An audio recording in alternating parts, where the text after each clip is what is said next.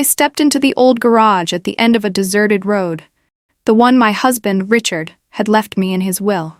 From the outside, it looked like nothing more than a pile of rusty scrap, with peeling paint on the doors and stained, weathered walls. I thought I would find a few worn-out tires, maybe some broken tools. But when I turned on my flashlight, my heart nearly stopped. In front of me wasn't junk, but 3 massive shapes draped in white covers, lined up neatly, shimmering beneath the dust. I trembled as I walked closer and pulled back the first cover.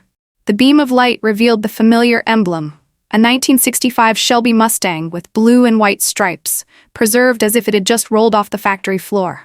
I could hardly breathe.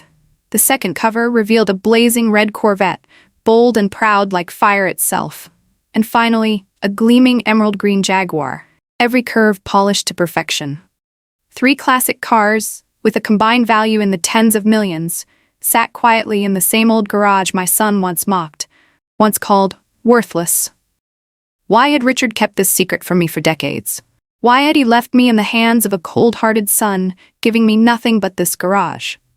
And how could a woman cast out by her own son, dismissed as useless, turn this very inheritance into the perfect weapon for revenge? Stay until the end, and you'll see how I, Linda Thompson, forced my greedy son to his knees, begging. I am Linda Thompson, 67 years old, a widow after 42 years of marriage to Richard. My life had once been peaceful and complete, at least until the day he left me forever. Richard was a mechanical engineer, a quiet, practical, and thoughtful man. He didn't speak much, but every word he said was solid as steel, and every action was carefully planned.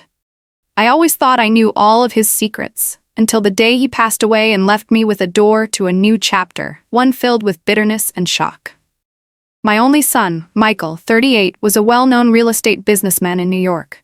He drove luxury cars, dressed sharply, and spoke as if he were always standing in a boardroom. But in his eyes, I rarely saw the tenderness of the little boy I once held in my arms. Instead, there was coldness, calculation, and an insatiable greed. He cared more about money, reputation, and recognition than he ever cared about family.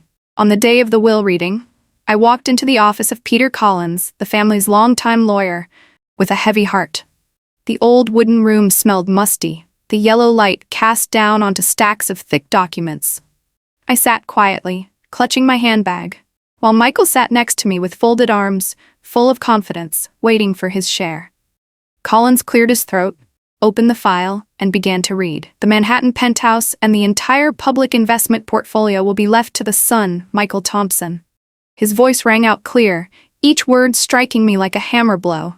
Michael smirked, his eyes glowing. He leaned toward me and whispered, "See, Mom? Dad knew who really deserved it." Collins continued, "Mrs. Linda Thompson will receive ownership of the warehouse at 500 West Industrial Avenue, including everything inside." My head shot up in disbelief. A warehouse?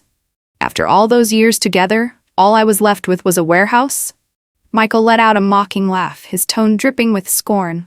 How fitting, a rundown place for a useless woman. My face burned hot, my throat tightened. I couldn't believe Richard, the man who always valued me, would leave me with something that seemed so worthless. But the will was read, the signatures official. I sat there, my eyes blurring, while my son basked in his triumph. He shook Collins's hand, speaking as if he had just closed a business deal. "Perfect. This penthouse will skyrocket in value soon." When the reading ended, I held only a thin envelope in my hand, with nothing inside but a rusted key. Michael, on the other hand, carried a thick stack of papers granting him the penthouse and the investment portfolio. On the way back, he was on the phone non-stop, planning parties, discussing renovations, never once turning to look at me. Back at the penthouse, I thought I would have a few days to prepare, at least some time to gather myself. But the moment I walked into the lobby, a suitcase of mine was already waiting.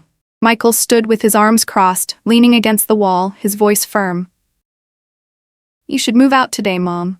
This is my place now. I need the space for my new plans, and you don't belong here anymore."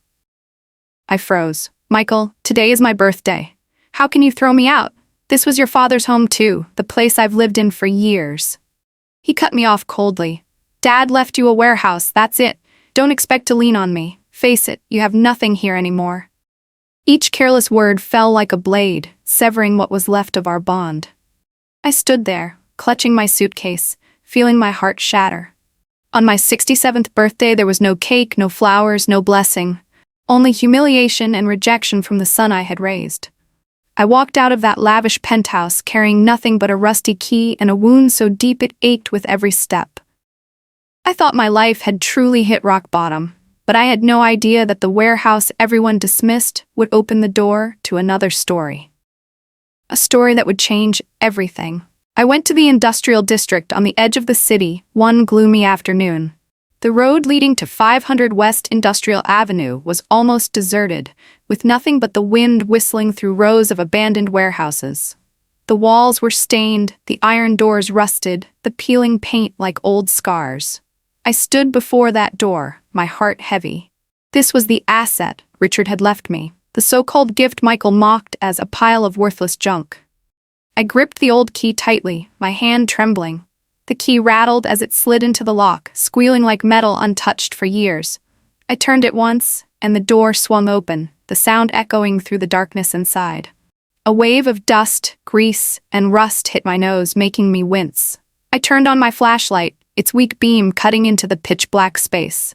Instantly, I saw them. 3 massive, white-covered shapes lined up neatly in the middle of the room. My heart pounded so hard I could hear it in my ears. Why would anything be so carefully hidden in a place this rundown? I stepped closer, grabbed the edge of the first cover, and pulled it down. The beam of light caught the white and blue striped paint, the Wild Horse logo clear. I gasped. A 1965 Ford Mustang Shelby GT350, an icon of speed and power. I remembered Richard staring dreamily at photos in vintage car magazines, talking about his youth. And now, here it was, right before my eyes, gleaming, flawless, as if it had just rolled out of a showroom. I placed my hand on the hood, the paint smooth beneath my fingers, hardly a trace of dust. Still in disbelief, I pulled back the second cover. A burst of blazing red filled the flashlight's glow. A 1957 Chevrolet Corvette C1, sleek curves, cream leather interior, every detail intact. I staggered back a few steps, my chest heaving. In all my life, I had never touched anything this extravagant, let alone owned it.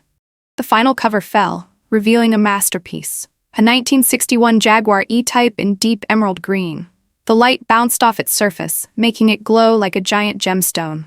Its lines were graceful yet sharp, elegance and power fused together. My legs gave way and I collapsed onto a metal chair in the corner, trembling all over. This wasn't junk. It was treasure. 3 priceless classics, together worth at least $10 million. Beside each car sat a carefully placed leather case. I opened one, finding stacks of documents, ownership certificates, purchase receipts, maintenance records, detailed photographs of the chassis, everything organized, as if Richard had done it only yesterday. I clutched the papers to my chest, tears spilling down my cheeks. The flashlight beams swept across the back wall, catching a yellow envelope taped carefully in place. On it, Richard's handwriting read, "For Linda, open only if I'm gone." My hand shook as I tore it open. Inside was a letter, the familiar script of my husband.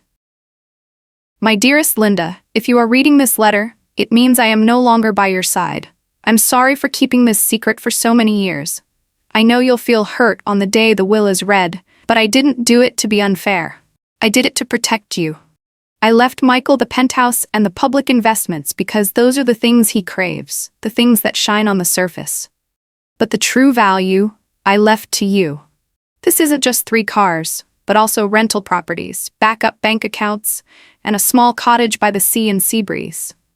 Everything has been prepared. The paperwork is stored in the safe at the back office here." I pressed my hand to my mouth, choking back sobs. The letter went on.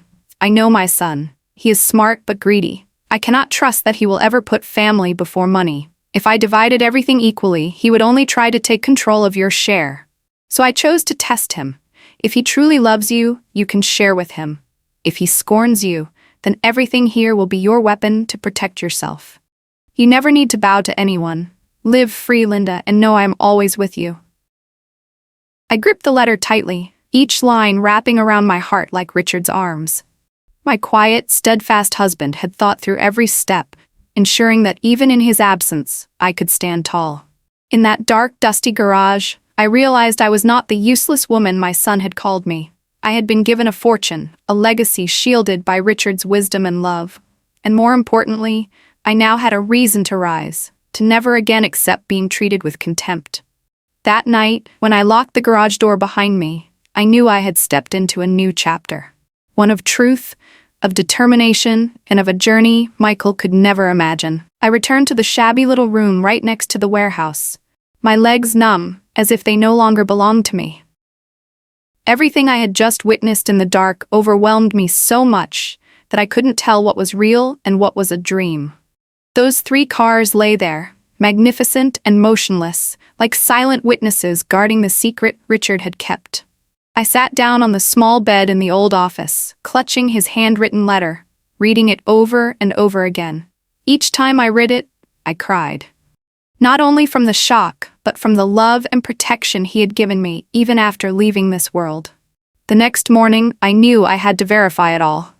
I remembered Richard once mentioning a close friend, a vintage car expert named Arthur Miller. I found his phone number tucked into Richard's files. My hands shook as I dialed. "Hello, this is Linda Thompson, Richard's wife. I think he left me something I don't understand the value of. Could you come help me look at it?" There was silence on the other end for a few seconds. Then a firm but kind voice replied, "Linda, I heard about Richard's passing. My condolences. If it's what I think it is, it's no small matter. I'll come by this afternoon." That afternoon, Arthur appeared at the warehouse door, tall and lean, his eyes filled with experience. When I pulled the iron door open, the smell of old engine oil rushed out. He only nodded slightly, as if he already knew what was waiting. I flicked on the overhead light, casting a white glow onto the 3 cars. Arthur froze for a few seconds, then hurried closer, his eyes moist. Richard was truly a man who thought ahead. "All 3 of these are treasures, Linda." He carefully examined each file, every detail of the cars. After nearly an hour, he looked up. "Their combined value right now is at least $10 million, and it will only increase with time. He left you a fortune." My heart reeled at his words. Tears streamed down my face, not because of the money, but because of the injustice I had endured the day before. Michael had laughed at me, called me useless, thrown me out like trash, while in truth I was holding something worth more than all his bragging combined. I felt hurt, angry, but also a flicker of light in my chest. Richard hadn't abandoned me. He believed I was worthy, and he wanted me to stand strong. But life didn't suddenly become easy. I didn't move to the Seabreeze cottage right away. I needed time to process and understand what I really had. So I lived for a while in the small office attached to the warehouse. The room held only a wooden desk, an old chair, a single iron bed with a thin mattress, and a tiny window looking out onto an empty lot. At night, cold wind whistled through the cracks, and the distant rumble of trucks echoed faintly. I curled up under a thin blanket, both lonely and lost in thought about the life I once had. I missed Richard, his warmth, even the way his silence had always been a shield for me. Yet in that solitude, another thought began to stir. I had to rise. I couldn't let Michael's contempt define me. I had to turn this pain into strength. While I struggled in that bare little room, Michael was living the opposite life. He paraded his new penthouse everywhere. I heard from old family friends that he had turned the spacious living room into a makeshift showroom, displaying architectural models and inviting partners to discuss investments. He talked about status, vision, inheritance with smug pride, flaunting it as his great victory. I pictured him standing in the middle of the crowd, pouring wine, boasting about success, while I, his mother, sat on a narrow bed in a cold office. The contrast pierced my heart. One evening, as I ate a simple meal of bread and reheated soup, I broke down crying. Not because of poverty, but because of the sacrifices I had made all those years. I had stood behind Richard, raised Michael, cared for his every meal and every need. And now, that same son treated me as if I were a stranger on the street. I was angry. Angry at Richard for setting such a cruel test. Angry at Michael for his coldness. But then I thought, if I gave up now, wouldn't that mean he was right? Wouldn't that prove to him that his mother really was useless? I wiped my tears, took a deep breath. I began cleaning the warehouse, dusting, organizing Richard's papers. I made a list of things to do, contact a lawyer to confirm ownership, get professional valuations, decide whether to sell or keep some assets. I also placed a small notebook by my bed, writing down my thoughts each day.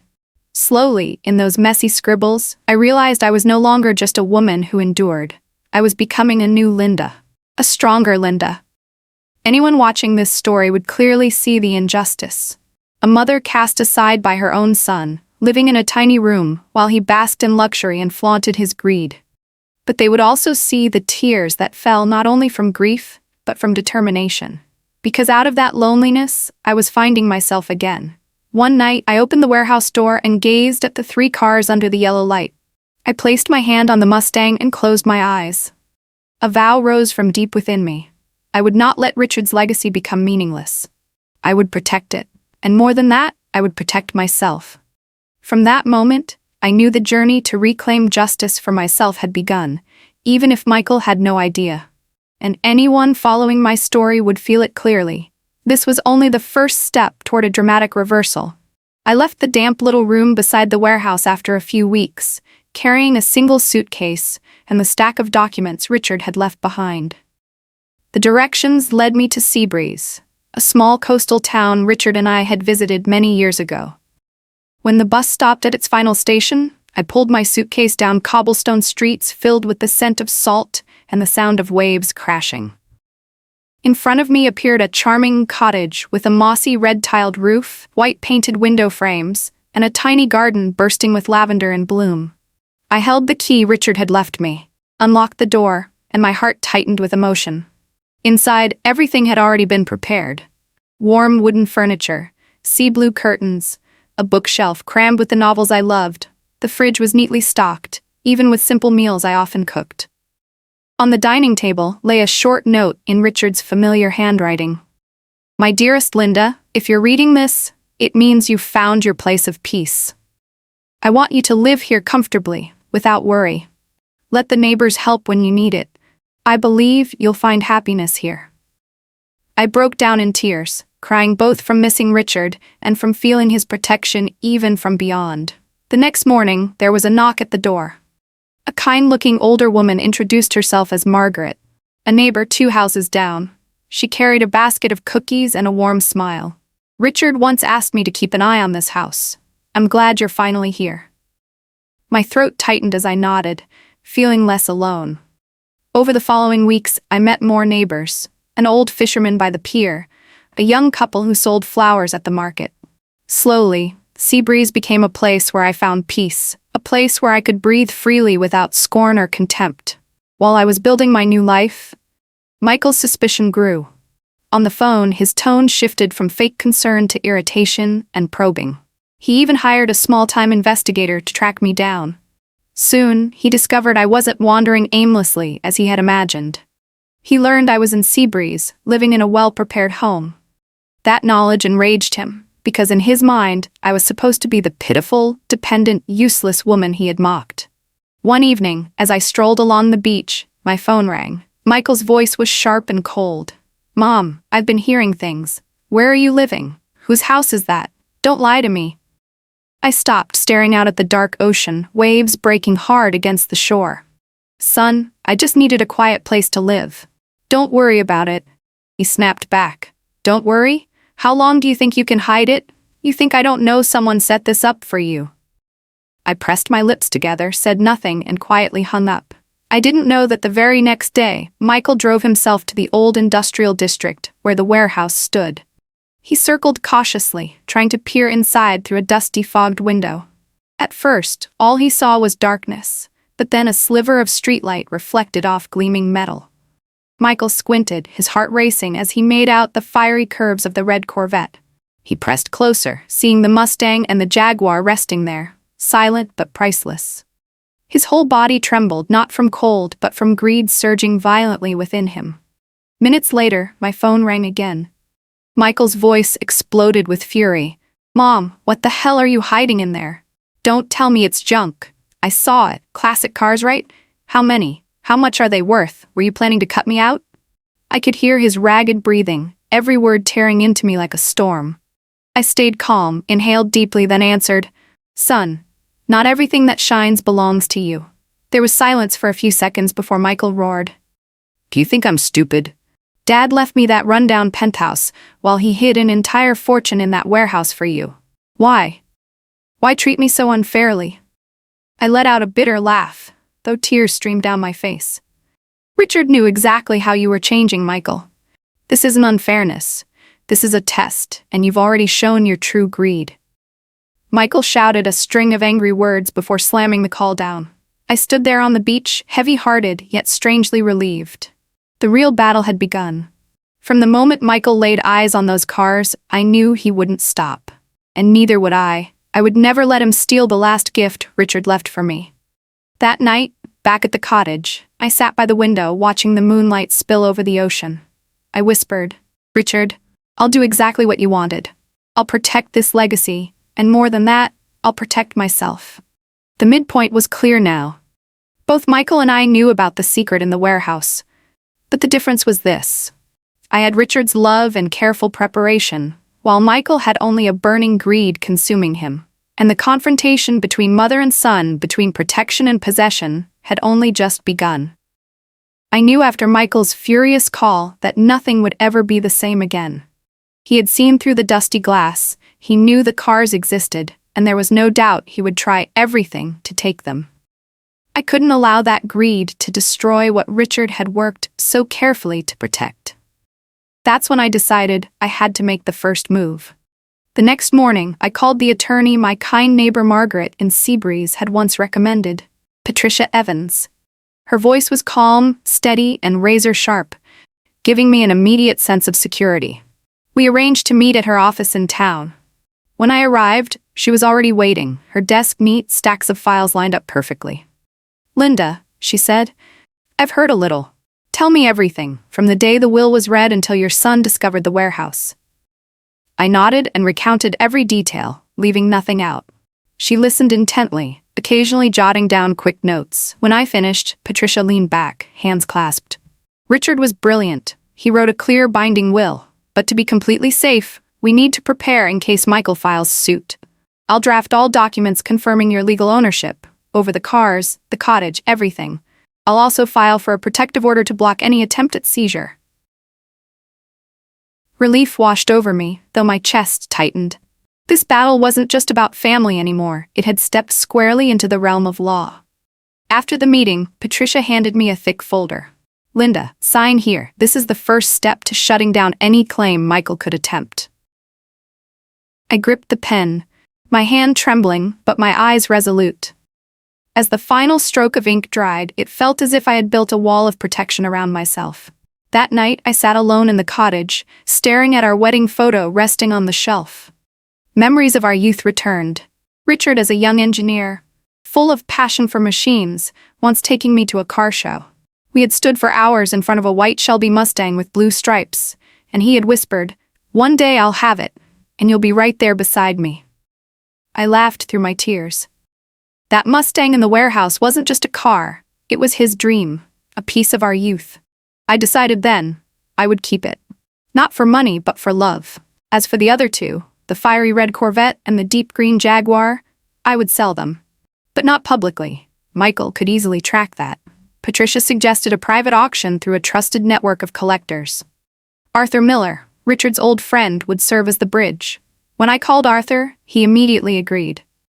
"Richard once told me, if this day came, I should help you. I'll arrange for both cars to be sold quietly, safely, and for the best price possible." The plan began taking shape in my mind. All proceeds from the two cars, at least $8 million, would be split into two parts. One portion would establish the Richard Thompson Foundation, a charity supporting engineering students who shared his passion. The other portion would go into a trust for future grandchildren, should Michael ever change and build a family.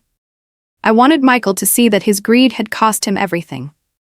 If he chose to live with kindness and integrity, he could still indirectly benefit from his father's legacy. If not, the wealth would be redirected towards something far more meaningful. I sat down at my desk and wrote Michael a letter. I didn't reveal the full plan, but I emphasized one point. "Son, not everything your father left belongs to you. Some things he left for me, and I have the right to decide. If you truly care, Perhaps one day I'll share. But if you only carry greed, remember this: greed alone will make you lose everything. I didn't send it yet. I held on to it, waiting for the right moment. In the days that followed, I prepared myself mentally. I knew Michael wouldn't sit quietly. He was used to winning, used to having everything. To be tested by his own father this way, he would see it as humiliation. But I also knew, this time, I wasn't the weak mother he thought I was. I had a plan, I had a lawyer, and I had allies, Arthur and Margaret by my side. One evening, I stepped out onto the cottage balcony, gazing over the ocean. The waves whispered against the shore, the moonlight shimmering across the water. I closed my eyes and whispered, "Richard, do you see? I'm doing exactly what you wanted. I'm not afraid anymore. I'll face Michael head-on and show him that underestimating his mother was the greatest mistake of his life." Inside me, a fire burned. Not blind hatred, but the steady flame of determination. The showdown was coming. Michael would arrive full of anger and demands. But this time, I was ready. I would not cry. I would not beg. I would not bend. I would stand tall, look him in the eyes, and let him see that the useless woman he had scorned was the one truly holding all the power. And that, I realized, was the most perfect revenge plan. Not to destroy him, but to force him to face the truth. That his greed had robbed him of the last chance to share in his father's love and legacy. I decided it was time to face Michael directly. No more avoiding, no more silence. I put on a simple sea blue dress, with the scarf Richard once gave me draped lightly around my neck. In my handbag, I carried a copy of Richard's letter, along with the legal documents Patricia had prepared. My heart pounded as I walked into the gleaming New York high-rise where Michael lived in his penthouse. The elevator carried me to the very top. When the doors opened, I saw the heavy wooden entrance to his apartment, and then Michael's voice as he swung the door open. "Mom, what are you doing here? Run out of places to go."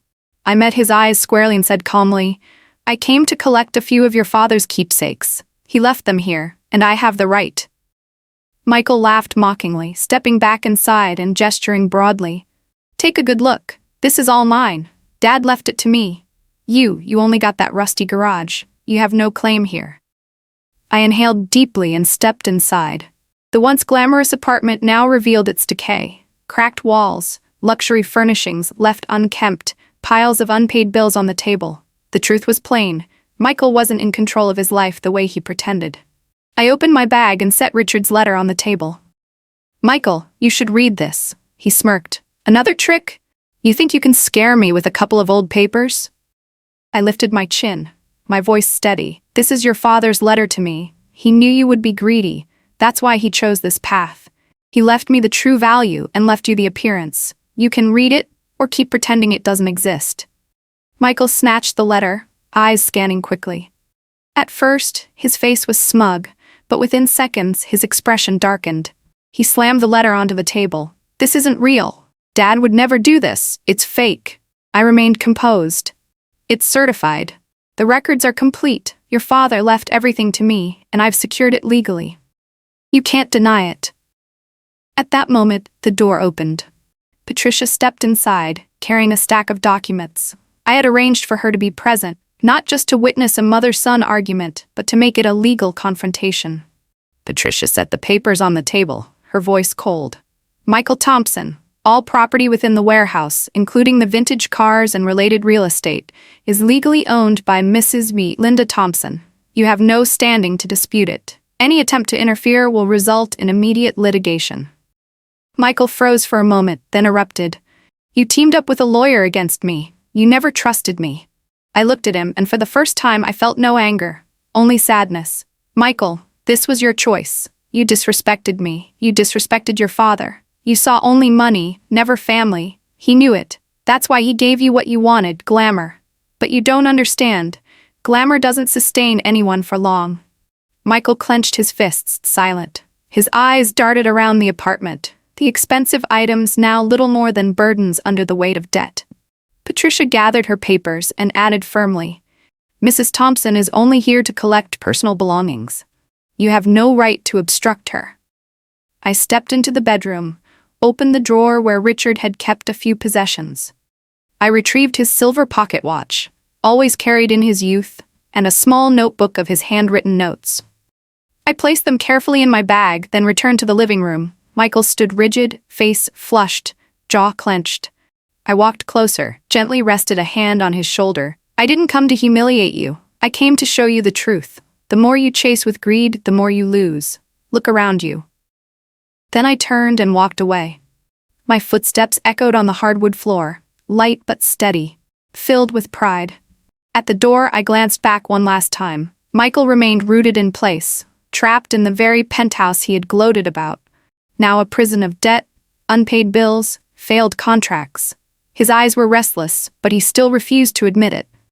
I drew a deep breath as I stepped into the bright hallway. A surge of freedom rose inside me, something I had never felt before.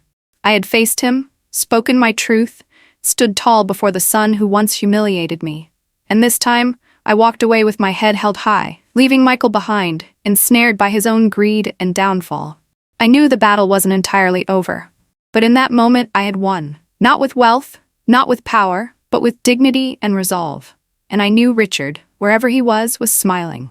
Michael's once glamorous penthouse now looked more like a construction site in ruins. Half-painted walls, empty liquor boxes piled on the floor, the dining table buried under paperwork and unpaid bills. All the real estate projects he had bragged about to his partners had collapsed, dragging him into massive debt.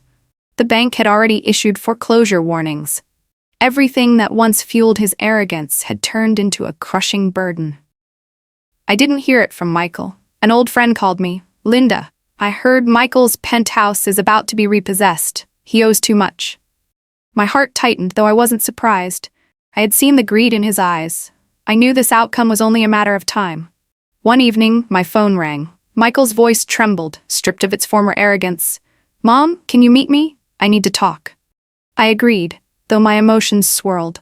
When I arrived, Michael looked like a shell of himself. His face was gaunt, his shirt wrinkled, his eyes bloodshot. He slumped into a chair and whispered, "Mom, I was wrong. I've lost everything. I have no one left to turn to. Please, help me just this once." I sat across from him, silent for a few moments, studying the son who had once mocked me as useless, now begging for salvation. I sighed and spoke slowly. "Michael, I don't hate you, but you need to understand, everything you're suffering now is the result of your own selfishness and greed. You want my help? Fine, but only if you agree to 3 conditions." He lifted his head, desperate. "Anything. Just don't leave me." I looked him straight in the eyes. "First, you must admit your mistakes, not just to me but to yourself. Stop blaming your father, me, or anyone else. Second, you must agree to therapy. You need to learn to control your ambition, to reflect on who you are. Third, you must learn to live with decency. Work not just for money, but for real value. I'll help you only if you commit to change." Michael froze, as if I had struck his pride. He stammered, "Therapy? You want me to go to therapy? You think I'm crazy?" My voice hardened. "No, I think you need to save yourself before it's too late. You're losing everything. And if you don't change, you'll lose me too." He stayed silent for a long time. Finally, his shoulders slumped, his voice breaking. "Fine, I'll do it. I'll go. Just please, don't abandon me." My eyes blurred with tears, but I held them back. I didn't want to cry out of pity. I wanted to acknowledge that this moment was justice. I hadn't crushed Michael, hadn't destroyed him for revenge. I had forced him to confront the truth, to face the darkness inside himself. That was the truest punishment. I nodded, softening my tone. "If you really do this, I won't turn my back on you. But understand this, I won't save you with money. All I can do is open a door. Whether you walk through it is up to you." Michael buried his face in his hands and wept like a child. His muffled sobs echoed through the empty apartment. I sat still, listening, not interrupting. For the first time in years, I saw my son vulnerable, human. Weeks later, Michael began attending therapy. Patricia updated me that he had also contacted a nonprofit to volunteer. Reluctantly, perhaps, but he had taken the first steps on a new path. I knew it wouldn't be easy, but at least he had bowed his head to reality. Justice wasn't served by watching my son fall apart, it was served by making him change. Forcing him to admit his wrongs, to rebuild himself, to learn a new way of living. That was my greatest victory, as the mother once called, useless. When I left the apartment that day, the setting sun cast a golden glow down the long hallway, my shadow stretching across the wall. Behind me, Michael stood silent, his eyes filled with shame and regret. I knew his life had turned onto a new path. And I knew Richard, somewhere above, was smiling, because justice had truly been served. 6 months passed faster than I ever imagined. In Seabreeze, my little cottage was now filled with laughter. Every morning, I opened the windows to sunlight pouring in, the steady rhythm of waves crashing nearby. I joined the town's women's club, helping organize weekend markets where we sold lavender and handmade crafts. In the afternoons, I often walked along the shoreline with Margaret, sharing family stories or sometimes just sitting in silence, watching the fiery sunset sink into the sea. I was no longer the trembling woman clutching a suitcase on my birthday. I felt confident, independent, alive. News of Michael still reached me from time to time, but no longer about lavish parties or million-dollar deals. Instead, he had started working for a nonprofit building affordable homes for low-income families. A mutual friend told me, at first he only did it to keep his promise to you, but little by little he changed. He brags less, listens more. Hearing that lifted a weight off my chest like a stone finally rolling away. The tension between Michael and me also began to soften. Sometimes he called me late at night, his voice no longer sharp but slow, hesitant. "Mom, I'm trying. It's not easy, but I won't give up." I simply answered, "I believe you, but remember, trust has to be earned through action." He would fall quiet, then whisper, "I know." I still held full control over Richard's estate. I didn't hand it back to Michael, because I knew he was still on the journey of proving himself. But I no longer carried bitterness. I saw it instead as a reminder that opportunity could return, but only if he truly changed. One quiet weekend afternoon, as I sat on the wooden porch with the sea breeze brushing my face, I saw Michael appear on the path, holding a bouquet of wildflowers. He didn't say much. He simply placed the flowers on the table and sat beside me. We gazed at the ocean in silence, letting the wind and waves speak for us. For the first time in years, I felt there was a bridge between mother and son again. Fragile, but real. My life had transformed completely. From a woman dismissed as worthless, I had rediscovered strength and peace. I knew Michael still had a long road ahead, but at least he had started walking the right one. And I, Linda Thompson, finally smiled, knowing that justice had been restored, not through destruction, but through awakening. In the end, looking back at everything that happened, I realized true happiness doesn't come from luxury penthouses, lavish parties, or empty fame. In marriage and in family, real love is protection, quietly preparing a solid foundation for the ones you love, even when you're no longer there. Richard did that for me. And because of it, I found my own strength again. This story also taught me a bitter but priceless lesson. Sometimes the very disregard from your own family becomes the catalyst that forces you to rise, to prove to yourself and everyone else that you are not worthless. Out of pain, I found faith, independence, and the peace I had long lost. And for Michael, the truth he had to accept was this: greed never brings happiness. Justice didn't come by destroying him, but by making him face the consequences and change into someone different.